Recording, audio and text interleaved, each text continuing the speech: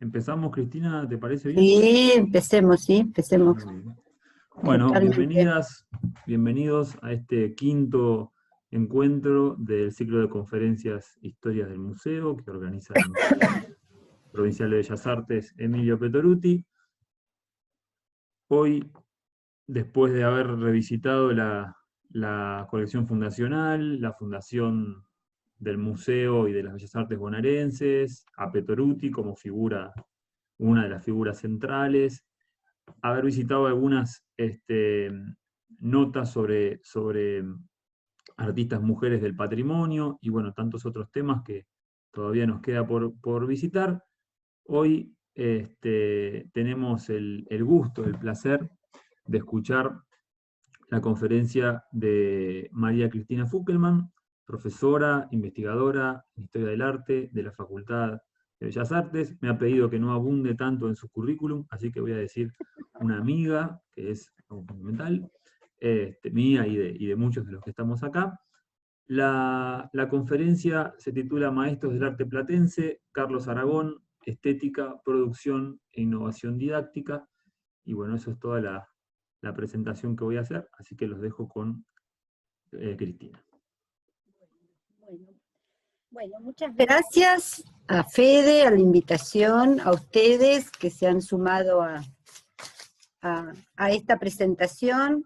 Yo armé un PowerPoint para mostrar algunas imágenes, espero que sea lo suficientemente, digamos, agradable, mientras que vamos haciendo, digamos, una pequeña introducción. Obviamente, bueno, ustedes quizás no lo saben, pero yo investigué sobre Aragón hace unos cuantos años, en el año 2007, cuando teníamos un proyecto en el Instituto de Historia del Arte Argentino que se llamaba Las Artes y la Ciudad, allá lejos y hace tiempo, ¿no? Y bueno, ahí, a Carlos Aragón lo conocí en el año 81, y él falleció en 1990. Yo soy amiga de Claudia de hace muchos años, no voy a contar tantos porque va a denotar mi edad, y la de Claudia, entonces prefiero decir que hace muchos años, y parte de lo que pudimos, o sea, lo que vamos a ver hoy, lo que vamos a presentar, y que seguramente después quedará en el canal del museo, digamos, me lo facilitó Claudia, porque yo había hecho un relevamiento, pero que las fotografías no eran de una excelente calidad. Sí me parece que es muy importante decirles que tanto Claudia como la familia han organizado una fundación para que la obra de Aragón, que es muy amplia, hay más de 400 pinturas y creo que alrededor de 200 dibujos, bocetos, esquemas, que están todos en lo que fue el estudio de él. En el año 79 él puede, digamos, construir un estudio, y ese estudio es el lugar donde se ha constituido, digamos, lo que sería el archivo y el lugar donde está toda la obra. Esa obra ha sido digitalizada y también se ha armado como si fuera una base de datos que forman parte de la fundación. Esto me parece que es bastante importante de decirlo porque siempre nos pasa lo mismo, ¿no? Las obras de los artistas, que sobre todo los que no están en el mercado, son obras que van quedando y a veces se van perdiendo. Y en este caso la idea de la fundación y de la familia, para constituir la fundación, es que la obra quede para, digamos, que se ha consultado el material. Hay mucho material escrito, porque Aragón, aparte de ser docente, aparte de ser artista plástico, era una persona que también escribía sobre su propia producción. O sea, tiene muchos escritos, algunos de ellos yo los volqué acá en el PowerPoint, y me parece que esto es muy interesante, porque en esa época, buscando los archivos, trabajando con Claudia, mi amiga y quien ha un poco tenido la idea de la fundación, encontré cosas, qué sé yo, de la fundación de la carrera de Historia del Arte, por ejemplo. Él era amigo de Nessi, entonces cartas de Nessi a él en distintos momentos de su vida. Bueno, Nessi fue el fundador de la carrera de Historia del Arte, para quienes no lo saben, los de Historia del Arte lo sabemos, pero los demás no tienen por qué saberlo. Y es muy interesante también esta cuestión de hacer un análisis de su propia obra, ¿no? Un análisis que él trató de establecer, ahora lo vamos a ver, una serie de momentos que los vamos a revisar. Cuando yo hablo de la cuestión de la innovación dentro de la docencia, lo más interesante es que él funda algunas materias en lo que era la Escuela Superior de Bellas Artes, antes de que fuera Facultad de Artes, ¿no? Y las materias que funda son morfología y composición plástica.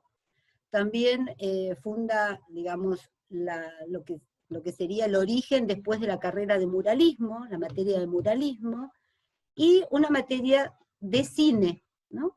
O sea, porque sus ideas en realidad estaban muy relacionadas con lo que sería la cuestión del desarrollo de la técnica.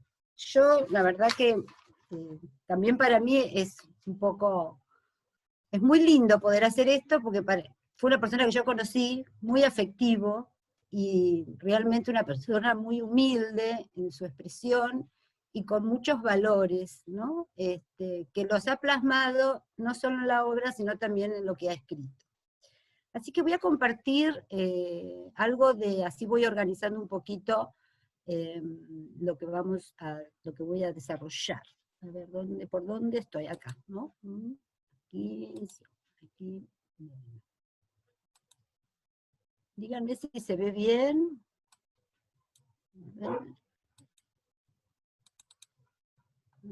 ¿Se ve bien ahí? Bien, perfecto. Perfecto, Cristi.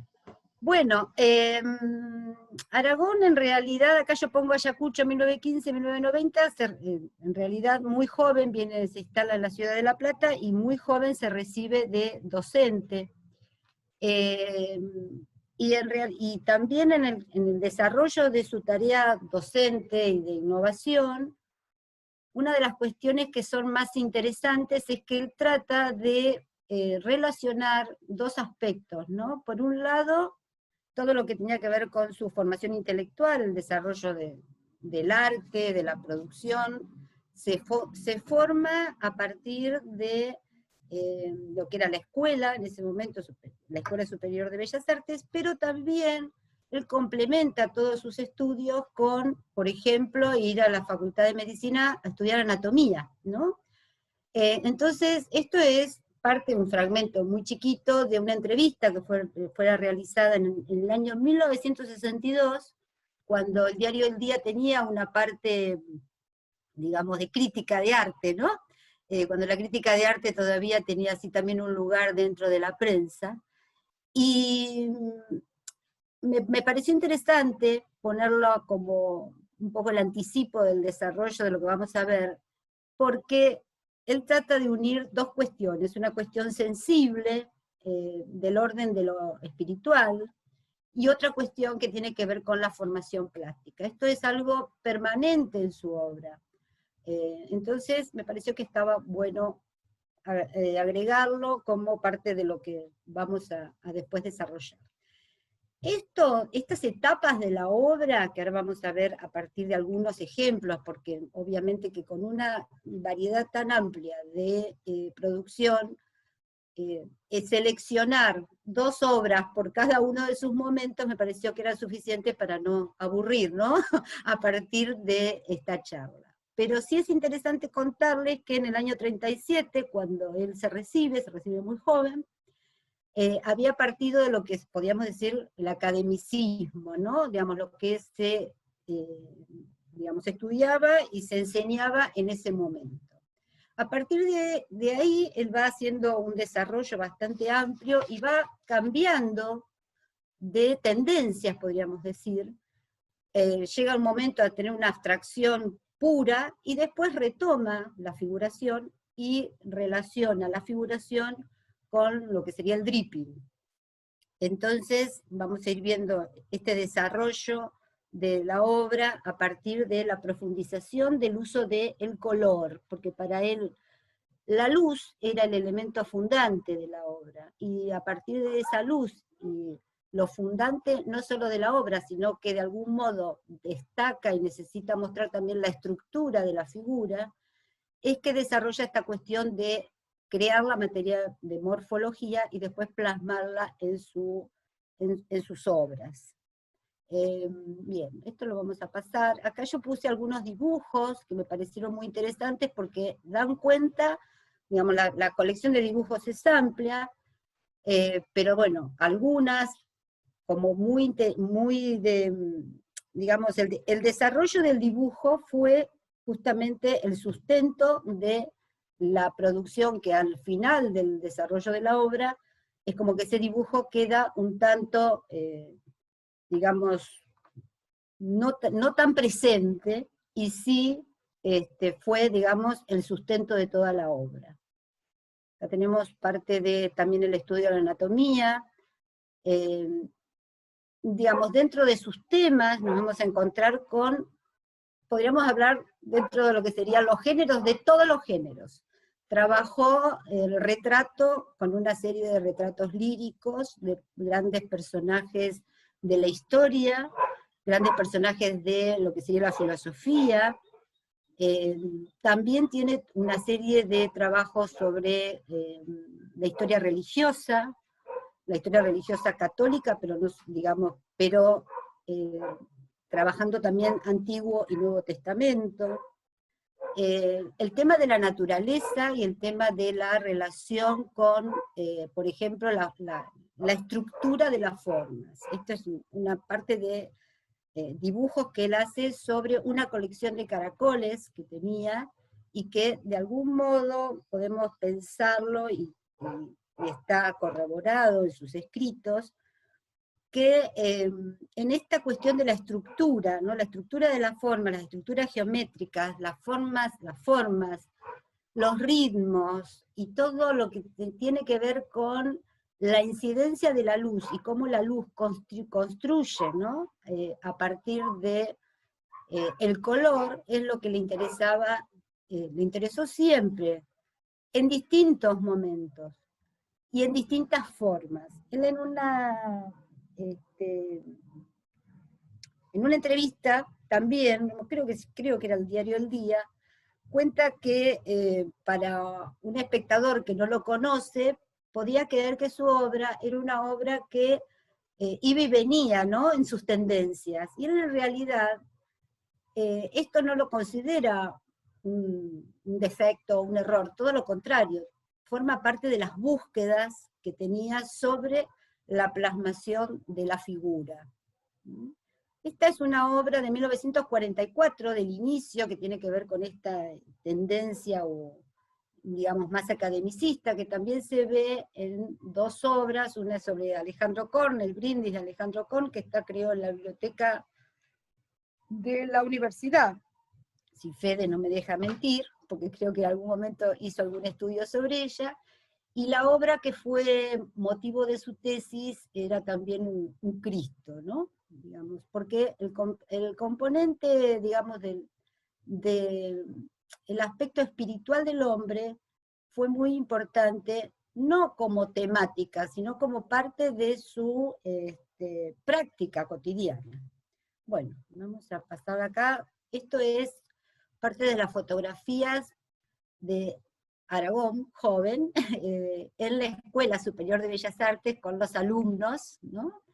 Y el trabajo también en el exterior. Estas son dos ejemplos de las obras de morfología, porque él permitía y necesitaba que los alumnos trabajaran con todos los materiales posibles, ¿no? Descubriendo formas, estructuras, dando, digamos, un poco rienda suelta a lo que sería su imaginación, pero también a poder trabajar con el estudio de las formas. Y esta es una obra de alumnos, ¿no? También de la década del 60 estamos hablando, ¿no? Como, digamos, algo que tiene que ver con toda esta cuestión de la aerodinámica, ¿no? Y de la utilización, acá se ve bien la utilización de distintos materiales.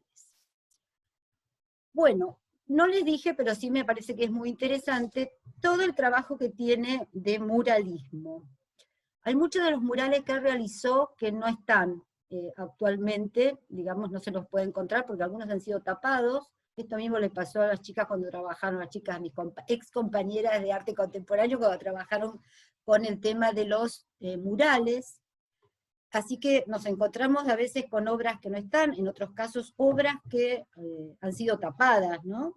Él fue asesor del Ministerio de Educación, asesor del área de plástica, de la educación plástica, y también se dedicó a la restauración de, por ejemplo, la municipalidad, del Salón Dorado de la Municipalidad de La Plata, el área de presidencia de la universidad, la parte del rectorado, la parte de presidencia de la universidad, y acá nos encontramos con una serie de espacios con distintas temáticas, completamente diversas las temáticas. En realidad, estas temáticas tienen que ver con los espacios en los cuales estaban desarrollándose los murales.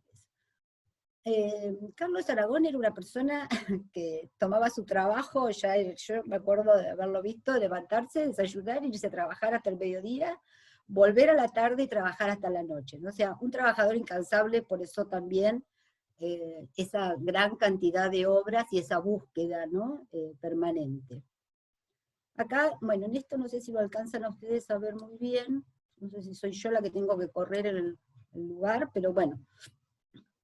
Esto tiene, estas son frases, es un extracto de uno de sus escritos, relativos a lo que era el desarrollo de la obra Los Murales, ¿no? La idea del hombre como microcosmos y la expresión de lo humano en lo macro, en el macrocosmos. Por eso podemos hablar de justamente una persona con un gran desarrollo espiritual, que no solo atañe a lo que podía haber sido, podríamos decir, bueno, era católico, porque ha hecho una gran cantidad de obras relativas al Antiguo Testamento, al Nuevo Testamento, a San Francisco de Asís, a los rostros y retratos de los apóstoles, pero en realidad su espiritualidad era bastante más amplia que quedar subsumida a lo que podríamos decir en la religión católica, ¿no? Digamos, la religión católica era una forma más de sus creencias. Por eso habla de macrocosmos y de microcosmos. Esto es un mural en proceso, y fíjense, no sé si ustedes, no sé si se alcanza a ver, acá que tiene todas como parcelada el fondo. Acá lo veo a Rubén que dice que sí, muy bien. Entonces, él trabajaba en muchas de sus obras de gran formato, en realidad toda su obra, más allá de los murales en general, la mayor parte de la obra es una obra de gran formato. Trabajaba con fondos de oro, fondos de plata, fondos de cobre, que le daban una luminosidad muy particular a lo que digamos, al motivo que se desarrollaba sobre ese fondo. Bueno, acá tenemos al mural en proceso, después nos vamos a encontrar con los murales del Colegio de Abogados, algunos de estos sé que no están, y acá era todo el desarrollo de temas relativos a la justicia, no sé si los alcanzan a ver, esto es la parte superior, en algunos he puesto algún detalle, porque estas son fotos en blanco y negro porque están extraídas del archivo, ¿no? Entonces están en este formato. Bueno, acá nos encontramos también con otra de las figuras, donde hay un gran desarrollo de lo que es el cuerpo humano, y acá fíjense que también vuelve a trabajar el fondo como una necesidad de generar una gran luminosidad. Este es otro mural, el mural del Ministerio de Obras Públicas, donde acá trabajó todo lo que tiene que ver con, digamos, el habitante de la provincia de Buenos Aires, de La Pampa, pero con los habitantes no solo los contemporáneos, sino también con los habitantes que estaban antes de la conquista, ¿no? Entonces desarrolla una serie de temas. Acá nos encontramos con el boceto, uno de los bocetos del mural, y fíjense cómo trabaja los planos de color y las figuras. En esta instancia hay como una cierta geometrización de la figura, pero que permite también mostrar un dinamismo bastante marcado, ¿no? Y acá nos encontramos con ya la foto de la plasmación de esta otra imagen sobre la pared del ministerio, ¿no? El mural se llamó El hombre y las regiones bonaerenses, y es de la década del 60. Y esto también son fotos del archivo de la Fundación, donde nos encontramos con algunos proyectos de mural. Y este mural es un mural que realizó en la capilla de la Virgen de Extramuros, Nuestra Señora de la Misericordia, donde trabaja planos de color, muy al estilo de lo que estaba desarrollando en la pintura de Caballete, que ahora vamos a ver algunas obras ya en colores, que tienen que ver justamente con esta tendencia de trabajo de planos de luz, ¿no? Y de color. No sé si se alcanza a ver bien, pero bueno, tenemos la obra y tenemos un detalle de la obra.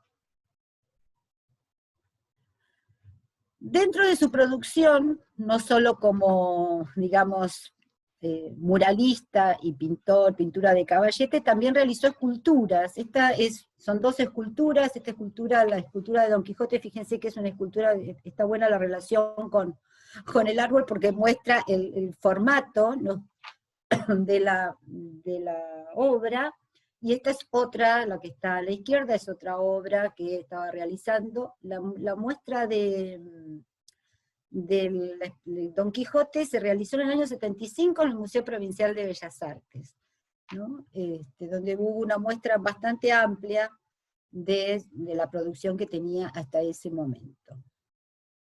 Bueno, dentro de esta tendencia que estábamos hablando en un primer momento, que yo les decía que él parte del academicismo, a partir de la década, sí, en la última parte de la década del 50, empieza a trabajar con una tendencia más geométrica, donde se geometrizan las formas, las figuras, y tiene una serie. En realidad trabaja muchas veces en series, ahora vamos a ver algunos ejemplos, no vamos a ver todos, pero en estas series que él trabajaba a veces dejaba, digamos, la obra separada, y en muchos casos ha reunido la serie en una sola gran obra, con un ritmo de lectura muy, podríamos decir, mucho más acotado, ¿no? Para quien lo puede, digamos, ver todo junto.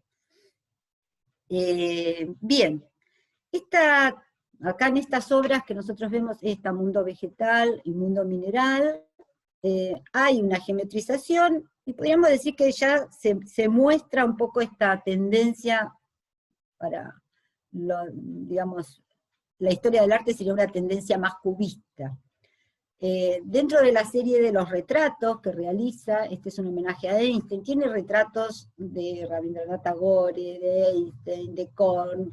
Bueno, son numerosos los retratos, por eso elegí uno que fuera así como me pareció más interesante de mostrar en esta etapa, donde hay un respeto por lo que sería la figura, ¿no? El verosímil, pero a la vez hay todo un juego simbólico en todos los elementos que están acompañando el retrato. Después, digamos, a fines de la década del 50, es cuando cambia, o esa tendencia a la abstracción se hace mucho más, podríamos decir, profunda, ¿no? Y trabaja fundamentalmente con planos de color, donde toda la temática se vuelve un poco más abstracta, pero siempre partiendo de ideas mucho, digamos, de ideas que tienen que ver con su concepción, ¿no? Del hombre, de la naturaleza, de la creación de la naturaleza. Acá hay toda una búsqueda de la estructura de las formas y empieza a aplicar todo lo que sería la cuestión del color, ¿no? Mucho más, digamos, fundante en la representación. Y en la década del 60, a principios de la década del 60, nos encontramos con la utilización de lo que va a ser parte de su nota, que es la utilización del dripping, ¿no? En esta utilización del dripping, digamos, si bien la forma es absolutamente abstracta, tiene una figura, ¿no? Es una abstracción, pero la figura tiene que ver con la figura primordial, y aparece la luz en este formato de dripping. Y acá vamos a ver otra obra, y me parece que, digamos, si bien la obra es una fotografía, la fotografía que mejor muestra, digamos, la aplicación del color, la generación de los ritmos y la generación del clima de toda la obra es este detalle que, como ustedes verán, parece que dos obras distintas. No son dos obras distintas, sino que son dos fotografías distintas, ¿no es así? Entonces esto a veces, nosotros tenemos, en este caso, tan mediatizada la obra, ¿no? Por la fotografía, y después por la computadora, y, bueno, y después por el Zoom. 3 veces, o sea, tres filtros distintos.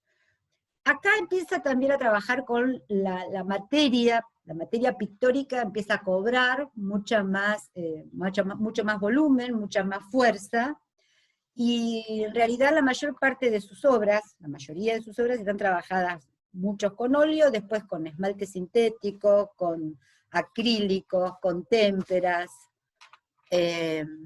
Bien. Y esta obra, que es del año 65, como algunas otras que yo voy a mostrarles ahora, son obras que se empieza a mostrar mucho más lo que tiene que ver con los ritmos, digamos, la energía, las formas de la naturaleza, en un contexto de luminosidad, ¿no?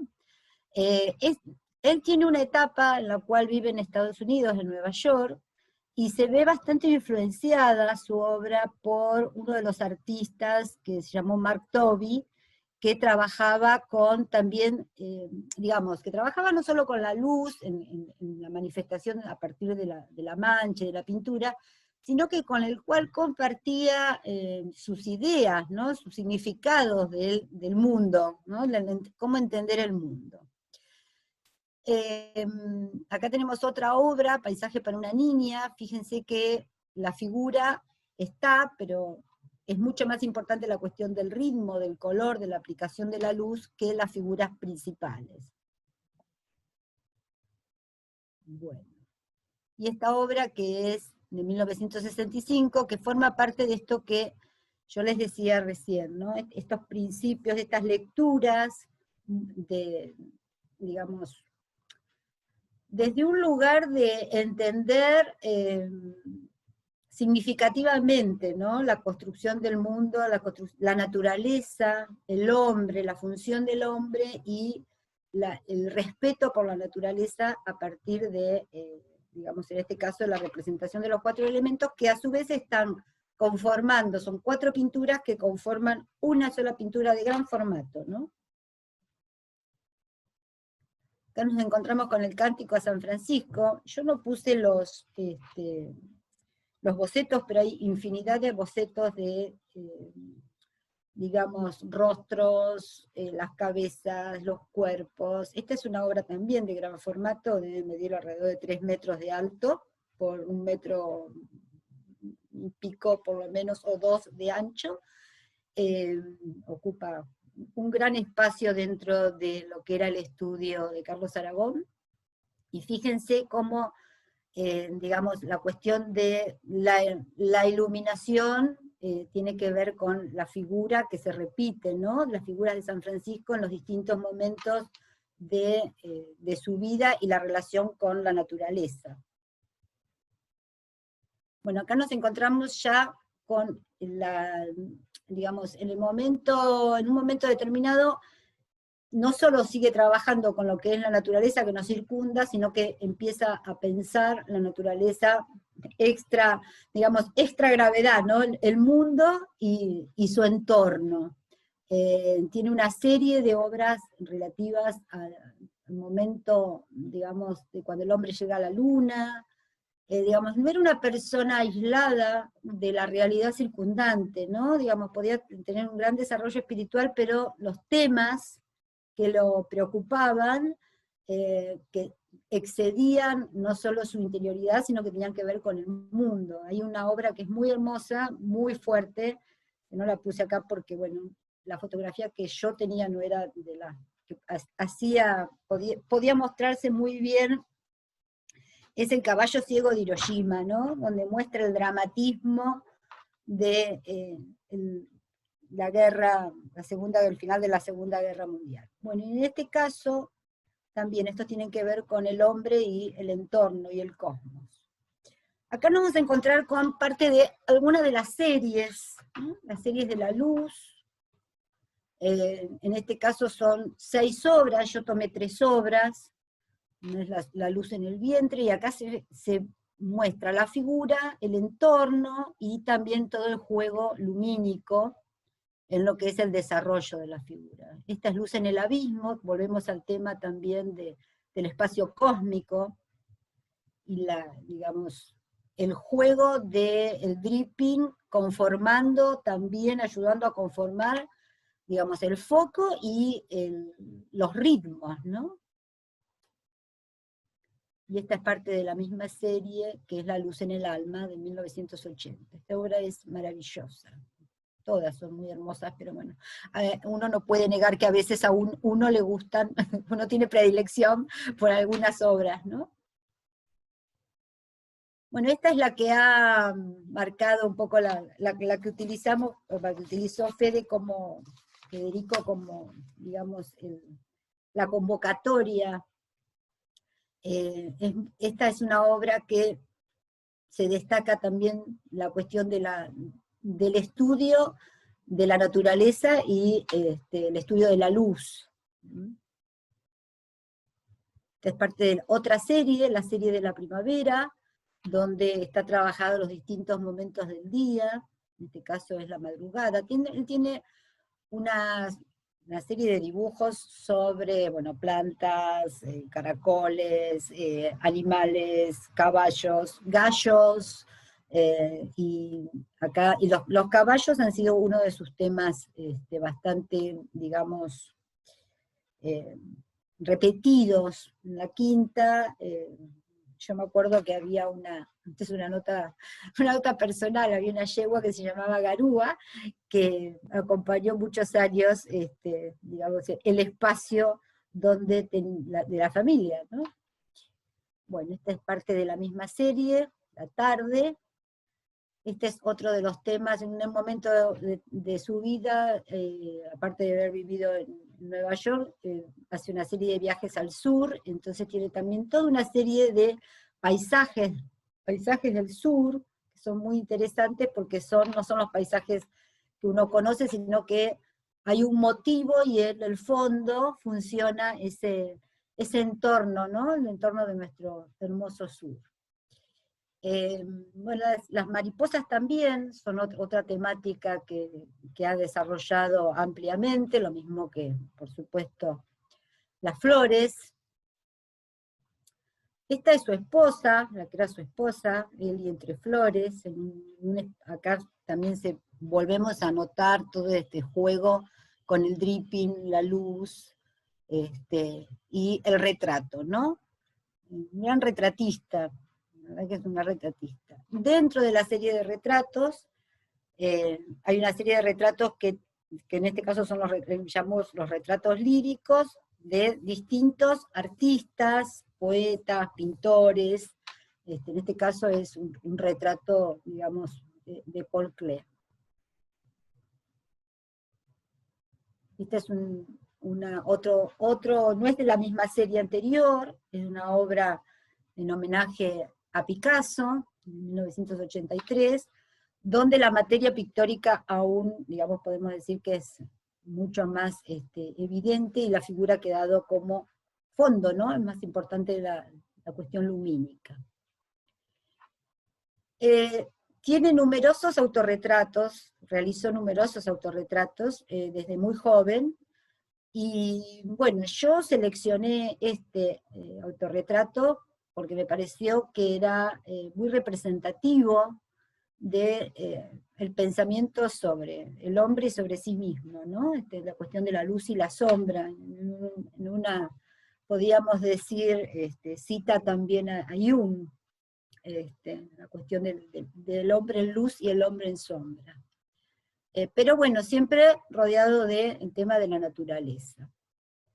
Acá me pareció que era necesario destacar esta cuestión de cuál es el sentido que Aragón le daba a la cuestión de la luz. Porque él habla de la luz como la energía, como lo que sostiene, como el generador de las cosas. Fue también en esta búsqueda de la docencia, de la innovación en la docencia, digamos, una búsqueda permanente también de las cuestiones técnicas, ¿no? No era una persona que se conformara rápidamente con sus propios desarrollos, sino que siempre estaba en búsqueda de nuevas formas de experiencia. Y esto es lo que creo volcó en la docencia. Creo que no les dije, pero sí creo que también tiene que ver con esto, que, digamos, él ocupó distintos lugares dentro de la docencia, desde ser director, vicedirector, digamos, director a cargo de la que era la Facultad de Artes, pero siempre, digamos, en esta búsqueda de la optimización de los recursos, ¿no? Tanto en lo personal como en lo que, digamos, podríamos decir, el desarrollo de la cuestión plástica. Bueno, y acá, para concluir, yo le pedí a Claudia, que es mi amiga, que hiciera una síntesis que me pareció genial, que tiene que ver con justamente el sentido de la obra, ¿no? El arte como un proceso, en eso es muy contemporáneo, ¿no? La búsqueda permanente del arte como un laboratorio, ¿no? Donde el artista está siempre trabajando para encontrar formas que lo satisfagan, pero a la vez no quedarse con ellas. El tema de lo pendular entre la figuración y la abstracción, y de la abstracción a la nueva figuración, o sea, como no un camino que se termina y se cierra. La síntesis entre lo material y lo espiritual, digamos, la armonía, el desarrollo de la armonía de las creencias, de la filosofía, donde está reunida tanto la tecnología como la ciencia, ¿no? Digamos, este estudio de la luz no solo desde el sentido metafísico, sino la luz en cuanto a una cuestión física, ¿no? Digamos, lo que la luz genera sobre los objetos y cómo plasmar esa luz sobre los objetos y cómo traducirla a la materia pictórica.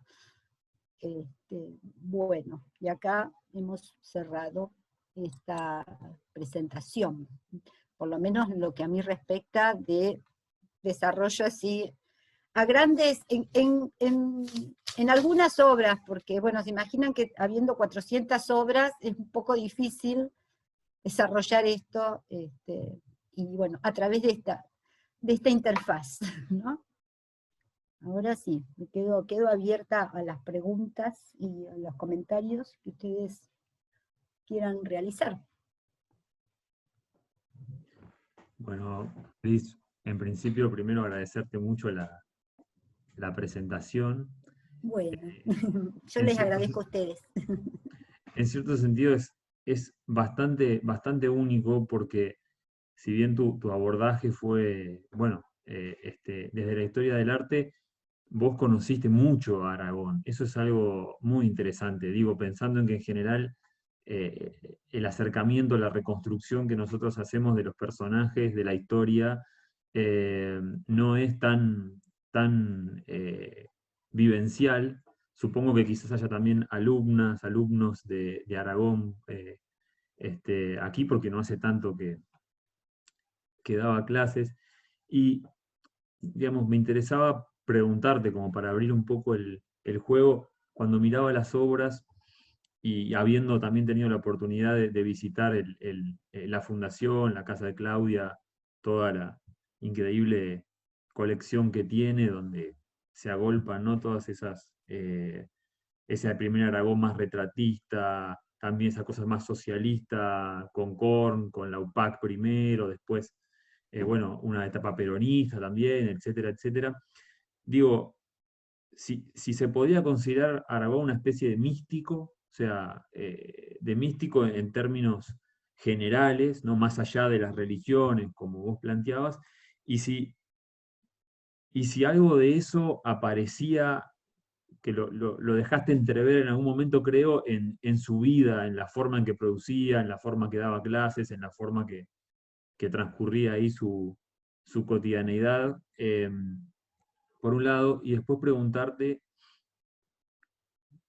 en esta, digamos, yuxtaposición de estilos tan irreverente en cierto sentido, ¿no? Esta cosa de, bueno, usar en una figuración de los 30 el dripping y ir y venir sin ningún tipo de lógica de escuela, si eso se lo planteaba, o sea, si había una discusión allí, o simplemente lo abordaba como si justamente como si los lenguajes plásticos obedecieran a un orden mayor que la historia.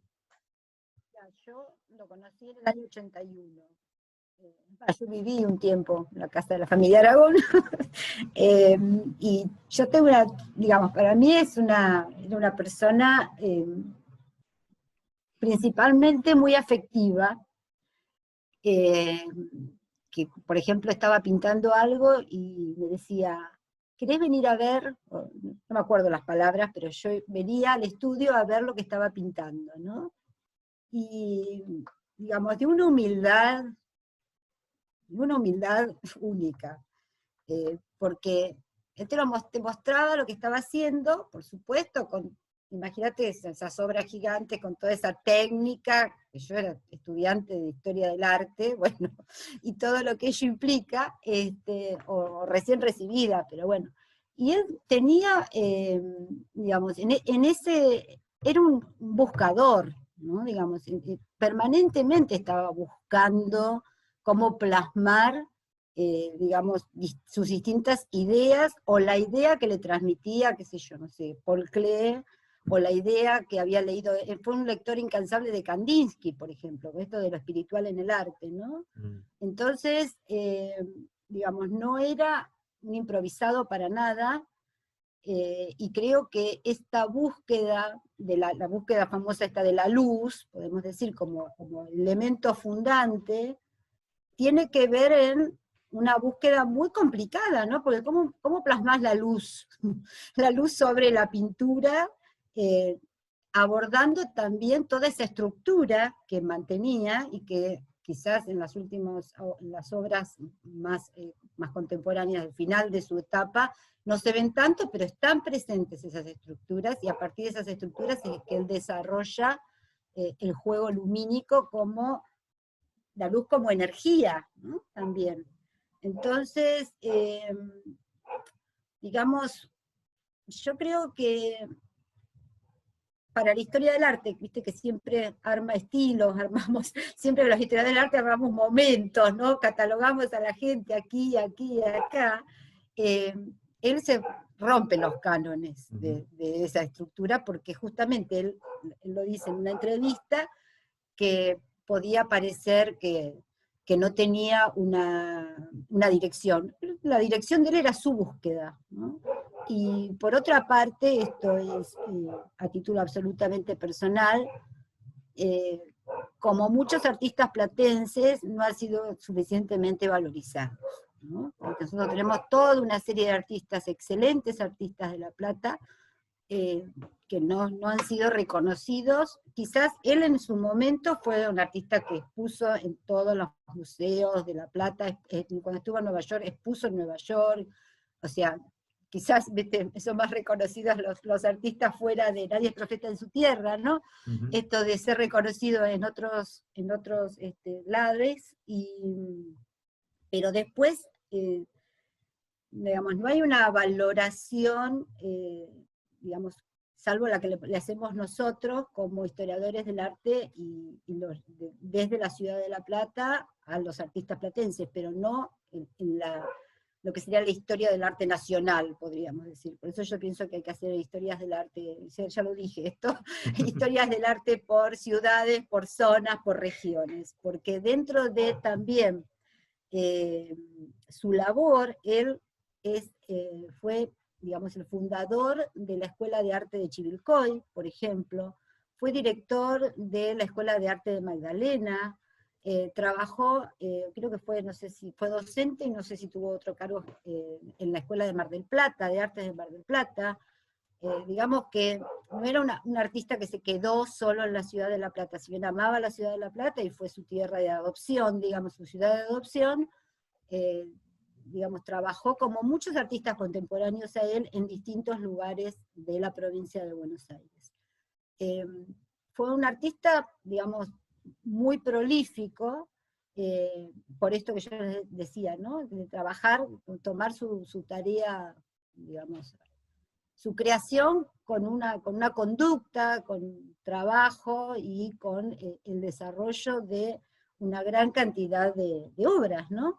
Que muchas de ellas han sido parte también, digamos, más allá que sean obras, son parte de esas búsquedas que realizó a través de la figura, la luz, la técnica, ¿no? De distintos modos.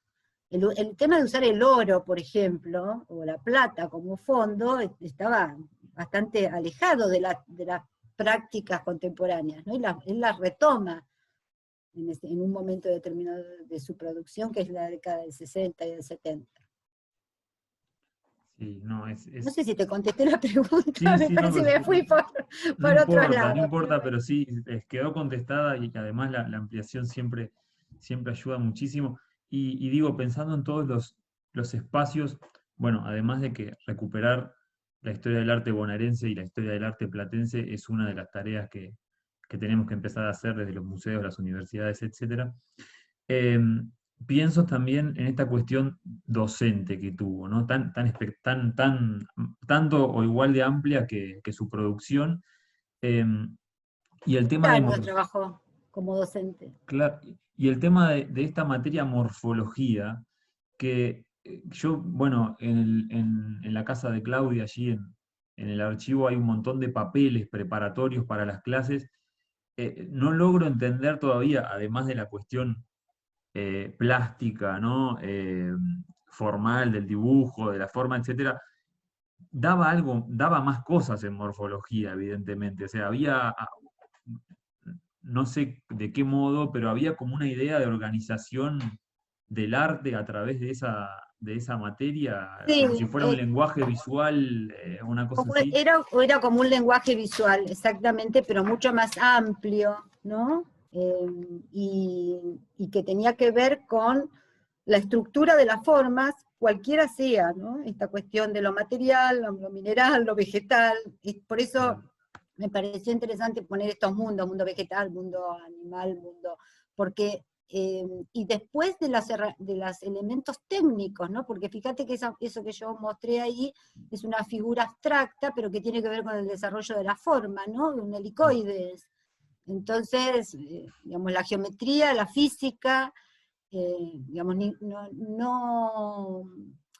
digamos, no era figura humana, digamos, o sea, la figura humana, el caracol, la colección de caracoles tiene que ver también con el estudio de los ritmos y el desarrollo de los ritmos, las proporciones, ¿no? El juego de proporciones. Era un lector de bastante, podríamos decir, leyó mucho a Leonardo y digamos, a todo el estudio de los artistas que trabajaron, si bien en el Renacimiento, pero que hay una teoría que está sustentando, la cuestión de cómo se genera ese equilibrio, esa armonía y el desarrollo, ¿no?, de la armonía a partir de la figura. No es así azaroso. Y supongo, Cris, también bueno, una intención muy formalista o de tradición formalista en términos más historiográficos, digo, esto de buscar las relaciones entre las formas animales, vegetales, estilísticas.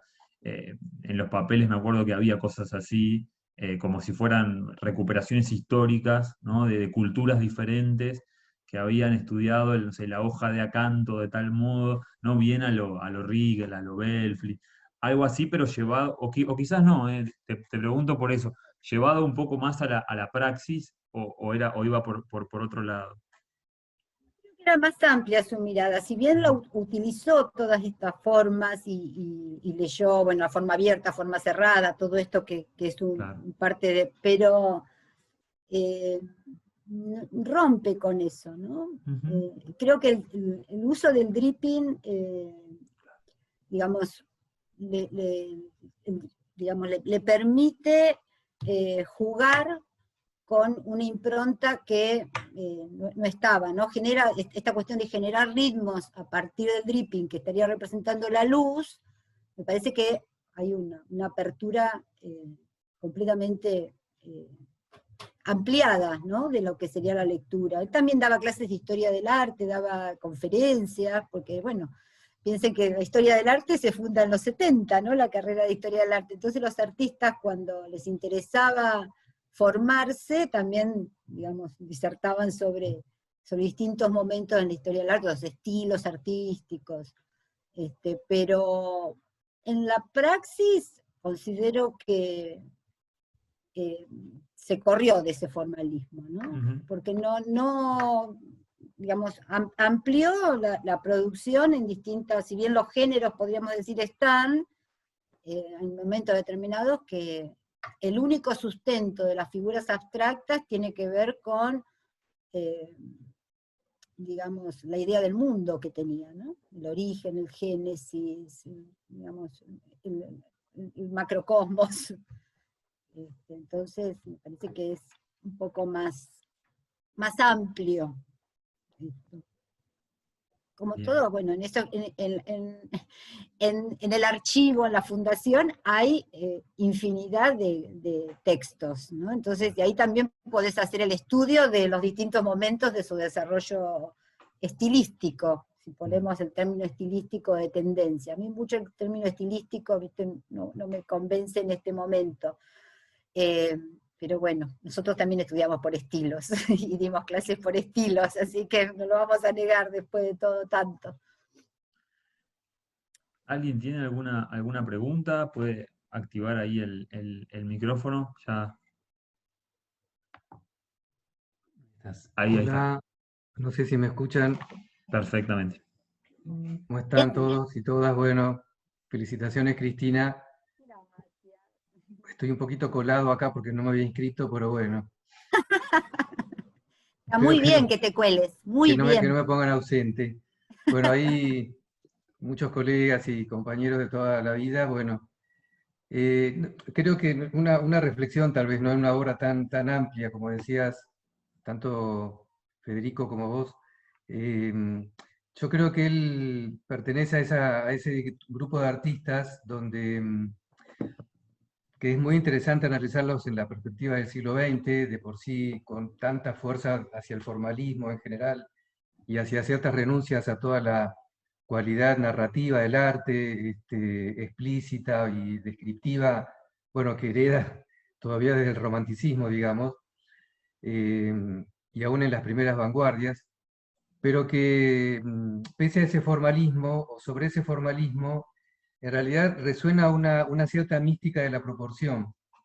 Ujú. En ese sentido, justamente toda esa obra que puede estar atravesada por un elemento racional, formal, más que al racionalismo de la modernidad, me parece que responde a un tipo de racionalismo premoderno, ¿no? Y por eso el mismo Leonardo que vos mencionás, donde todavía hay una mística de la proporción, donde el número no es una cualidad meramente congelada o abstraída de una realidad matemática pura, digamos, que no tiene ninguna otra resonancia que esa misma proporción, sino que, bueno, hay una permanente, digamos, atravesamiento o transposición de ese universo que puede ser, insisto, racional, pero con una cualidad donde eso me parece clave, ¿no? La proporción como un elemento místico, como pasaba, bueno, en toda la Edad Media, ¿no? En Oriente también, ¿no? Y en los pueblos americanos inclusive originarios. Bueno, me parece, digo porque también en la música contemporánea, la música académica, sobre todo de estos tiempos del siglo XX, también podemos encontrar autores que aún el mismo Schoenberg, un autor tan fuertemente matemático, digamos, en sus ideas, también descansa muchas veces ese aspecto en una especie de mística que comparte con, bueno, con otros autores alemanes, como los de la Escuela de Frankfurt inclusive, ¿no? Que con otras vetas, pero bueno, tienen esa intención. No sé si te parece que tiene algo que ver eso en la obra de Aragón.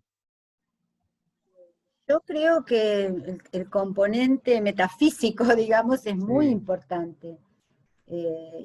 Digamos, quizás partió, sí, en este estudio del academicismo, de la naturaleza, del objeto, de la anatomía y demás, ¿no? Pero después él va haciendo todo un desarrollo de, digamos, de su ser, ¿no? Y en claro. eso está, digamos, directamente representado en la obra, Digo por la ¿no? La asociación con búsqueda de la Kandinsky, obra. Acá hay claro, pero alguien que él, dice, acá, discúlpame, Fede, hay ¿Sí? alguien que quiere decir algo Sí, que no ahí, sé qué. Ah, bueno, ahí les estoy activando el audio, ¿puede ser? quiere agregar algo, podés activar el audio. Bueno, no sé. Bueno, sí, Cuco. no, esta lectura de Kandinsky también me llama la atención, que bueno, es otro autor que justamente todo ese modelo de la abstracción también descansa en un pensamiento más analógico, digamos, ¿no? Más allá de todo lo cartesiano que pueda tener en algún punto. Pero hay también un corrimiento hacia un universo que creo que también implica un trastocamiento de esa noción de la modernidad en Europa hacia otro rumbo, ¿no? Yo no sé si... Cristina, quería hacer un pequeño comentario. En las charlas que tenía con mi padre sobre el dripping, ¿no? Que siempre fue un tema que surgió y él hablaba mucho del dripping. Ujú. Y lo que a mí al menos me transmitió es que él quería incorporar a la obra lo gestual. Es decir, el dripping era parte del gesto, del movimiento del brazo, de, de esa geometría, como le dicen, de ese acto gestual en que destruía de alguna manera la obra y la transformaba, ¿no? Él hablaba mucho de eso, ¿no? De que en el pincel él no tenía la transmisión de lo gestual del artista haciendo la obra. Entonces, por eso incursionó en el dripping, también incursionó en la espátula, pero la espátula no tenía la fuerza que tenía el dripping para que quedara plasmado el gesto del brazo tirando la pintura, ¿no? Por decirlo de alguna manera, que era lo que él muchas veces comentaba, ¿no? Totalmente. Yo creo que entre los dos comentarios, de algún modo se resuelve la cuestión de la matemática y la espiritualidad, o de la matemática y el campo más místico premoderno, como decías. Sí, creo que las fotos, si bien eran buenas, si uno ve las obras de Aragón en vivo, la cosa cambia notablemente, digo, por el tamaño y por esta cuestión matérica que, bueno, que solo es posible con la obra en vivo, con la obra original.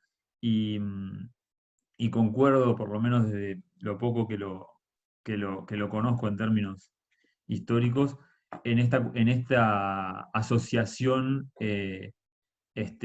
matemático-mística, digamos. Hay algo de eso y hay un interés en, en recuperar el dripping y toda esta cuestión bien moderna y expresiva y combinarla, llevarla, asociarla de algún modo con todo lo demás, con toda la tradición, manipulándola en imágenes, bueno, en estas experimentaciones de mezclar las cosas. Que yo imagino a Jackson Pollock como clavándose un puñal, más o menos, en el sentido pero es por eso que es tan interesante el planteo, ¿no? Muy, muy reverente, como muy interesante, pero a mí cuando las vi me pareció que revelaba una sensibilidad muy honesta, en el sentido de que, bueno, miren, esto es, en estas últimas imágenes del perro, el jardín ¿no? Algo profundamente sentido, ¿no? No sé si es quizás, y no tan académico ni tan unido a estilos, a estilística, a escuela. Lo pienso más como, bueno, yo quise hacer esto, y hacer una especie de religión del arte, ¿no? O de mística del arte. Entonces los lenguajes me sirven para expresarme, pero no son escuelas, no son principios. Creo que eso es extraordinario y muy, muy valiente, muy, muy, muy irreverente.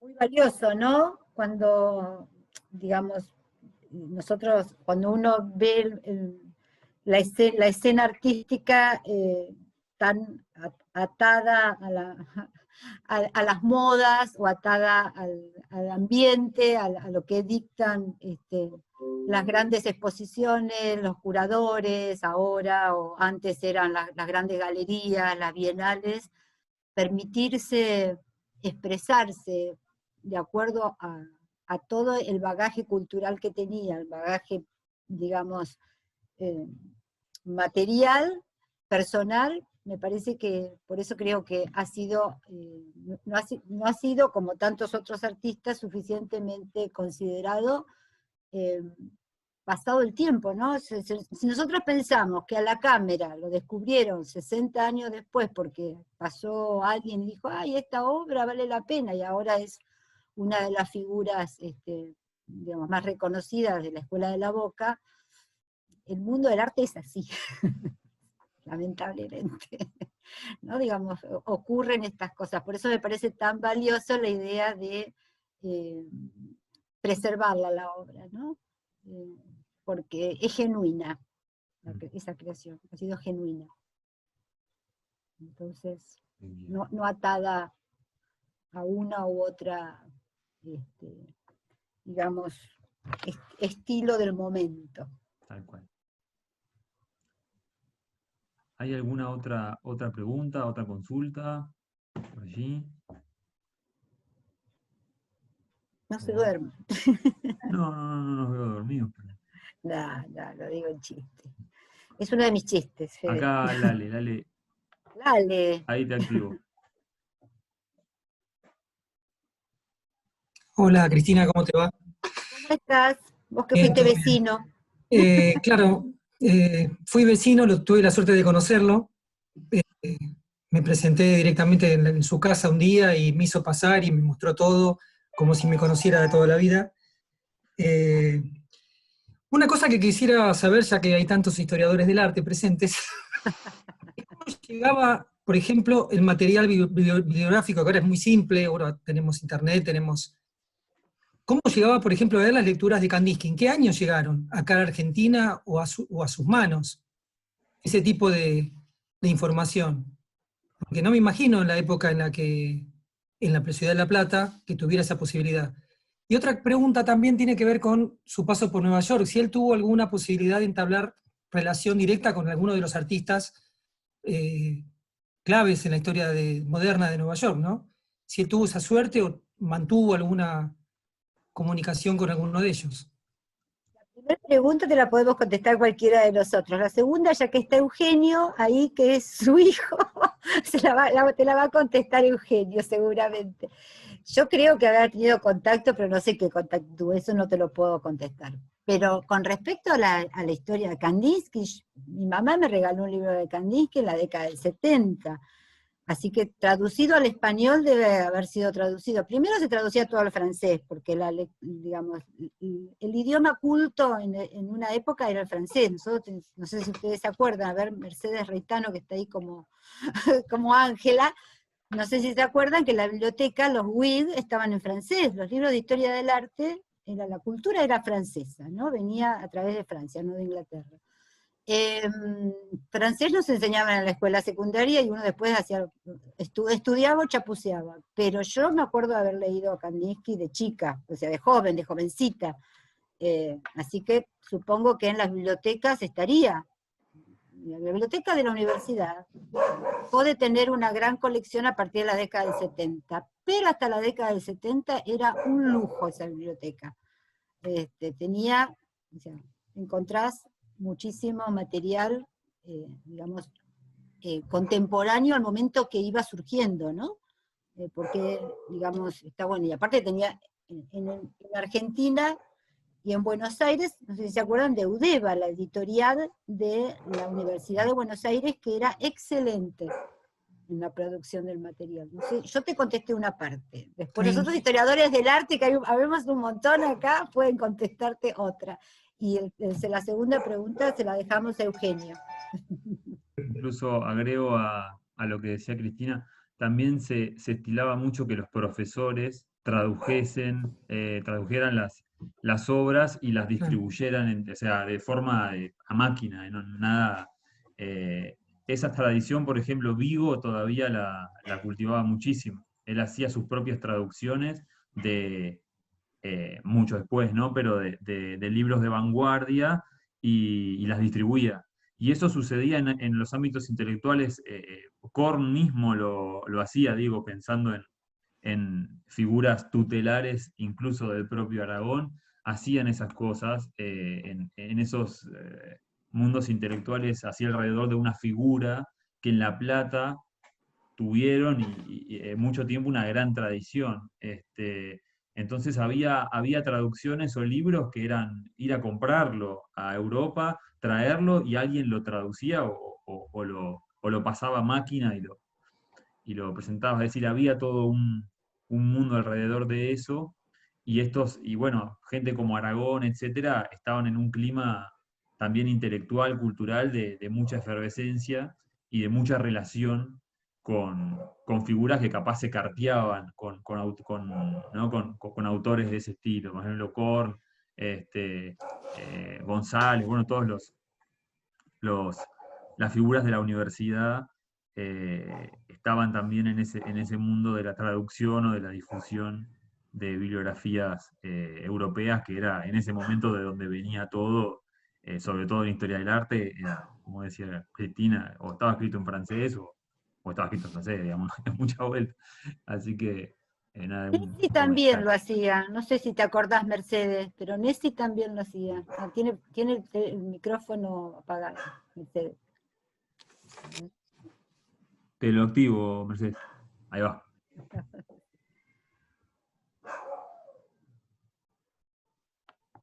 Ahí está. Sí, en general había todo, como decían recién Fede también, todo un circuito, ¿no? De los artistas y los historiadores y los teóricos que traducían los textos, los traían de otros lugares. Había mucha actualización, a pesar de que uno puede pensar la distancia o la lejanía, y hoy casi para nosotros es impensable en el contexto de la tecnología, pero en realidad había mucha cercanía y mucha contemporaneidad con los textos. Yo recuerdo Traversa, por ejemplo, nos contaba que él, bueno, Rubén hace así, tal cual. Bueno, la cantidad de textos que algunos hemos acompañado y apoyado para traducir, pero siempre se ha estado muy en línea con lo que venía pasando en otros lugares. Sí. Está en el aire, decía Nessi, ¿se acuerdan? Sí, está en el aire, tal cual. Bueno, vamos a Y ver. lo otro que quería saber era respecto a si había tenido algún contacto con algún artista de Estados Unidos. Él me contó que no quiso quedarse en Estados Unidos, que no le gustó, por eso se volvieron. Me contó que su mujer sí quería. Su gran proyecto era ir a vivir a Estados Unidos por un tema familiar, que bueno, ustedes lo conocen mejor que yo, pero él, por lo que me contó, no le gustó y se volvió. Ahora, no me dijo si había conocido algún artista o cuáles eran sus referentes en Estados Unidos. Tampoco lo supe. Lo de Toby sí, eso es parte de lo que él en algún momento yo sí, eso de Mac Toby, que le había influenciado la obra, sí, pero no sé si lo conoció o no lo conoció, realmente eso no te lo podría decir. Por eso. Sí, no alcanzó a conocerlo, pero sí estudió mucho la obra y, bueno, Toby era también el dripping, lo toma fundamentalmente de las obras de Toby, ¿no? Y bueno, como dijiste bien, la experiencia de Estados Unidos fue una experiencia familiar y él no estaba cómodo allá porque no podía expresarse. Él tenía mucho problema con el idioma inglés y gran parte de su vida era poder expresarse y decir las cosas que sentía y realmente ahí no podía moverse ni expresarse como él quería y es decir, una gran parte de su vida era la docencia, ¿no? Era estar en contacto con gente, transmitir a la gente y eso no lo podía hacer allá. Así que fue muy frustrante para eso y por eso se volvió, ¿no? Volvió a Bellas Artes acá en La Plata. Así que eso es muy breve. Fue una experiencia breve, ¿no? Para mi padre fueron más o menos 1 año y medio que estuvo allá y eventualmente toda la familia volvió acá a La Plata. Eso que planteaban es muy interesante. Digo, en Estados Unidos, en Nueva York, tenés que ser un artista de galerías. Es decir, para triunfar en ese mundo, Sí. digo, todo esto que charlamos no lo imagino triunfando en un ambiente neoyorquino y sí en La Plata con la tradición de la formación académica, de los murales, de esa versatilidad. En cierto sentido, que no haya sido tan bueno el viaje a Estados Unidos, hoy por hoy podría ser casi como una reivindicación del campo artístico local, mucho más abierto, permisivo o constructor de una tradición distinta. Y bueno, en la que Aragón ahí encaja perfectamente y quizás en un mundo más institucionalizado no encontró, ¿no? Su lugar. No sé cómo sería en ese momento el campo en Nueva York, pero imagino un mundo de galeristas y de discusiones estilísticas así de vanguardia. Eh, Eso, bueno, habría que ver, pero es muy interesante la experiencia.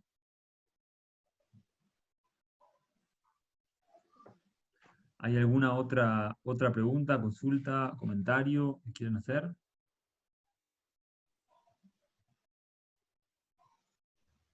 No los veo a todos, pero en los comentarios. Estamos entonces. Cristina, ¿querés cerrar la charla? Primero que estoy muy contenta de haber podido, digamos, contar un poco algo de lo que he investigado en algún momento y de la experiencia más afectiva, ¿no? Que uno puede tener con la obra, con Claudia, con la experiencia de haber conocido a Carlos Aragón y su sencillez, ¿no? La sencillez de los grandes, ¿no? Siempre digo, porque la gente muestra, y no en una muestra, no en una exposición, lo que es genuinamente, bueno, eso llega, ¿no? No es necesario poner hacer panegíricos, ¿no? Entonces eso me parece que es muy interesante, y es interesante poder transmitirlo, Y también la cuestión afectiva, ¿no? Porque yo la verdad que siempre comulgué con muchas de sus ideas que tienen que ver con el ser humano, ¿no? Más allá de que cada uno puede producir cosas distintas.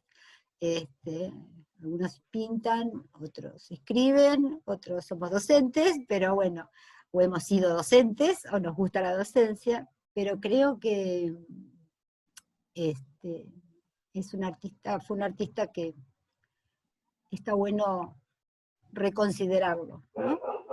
Y ponerlo un poco sobre el tapete, y que la gente conozca lo que se ha hecho, lo que él ha hecho, ¿no?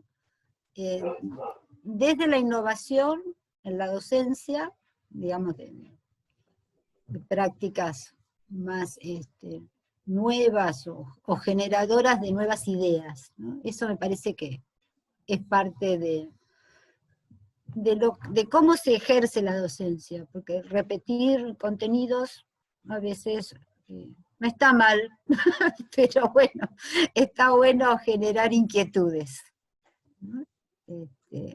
Afectivamente. Entonces, para los que lo conocieron y fueron alumnos, o en el caso de Lale, saben que era una persona afectiva, ¿no? Que transmitía desde un lugar muy humano, y eso creo que es muy valioso. Eso es todo. Bueno, Cris, te agradezco mucho, les agradezco mucho a todos y a todas por haber compartido el espacio. Seguramente sigamos con las charlas, con las conferencias, tratando de reconstruir ahí otras historias de la ciudad, de la provincia, del museo, y bueno, seguramente algo con la memoria de Aragón de esto surja y continuemos, ¿no?, trabajándolo, porque es muy importante que no desaparezca, que no se pierda, y que tenga el reconocimiento que se merece, habiendo trabajado también tanto para las instituciones de la ciudad. Así que bueno, les agradezco mucho a todos y a todos, y nos vemos el próximo miércoles. Gracias, Fede, gracias a todos.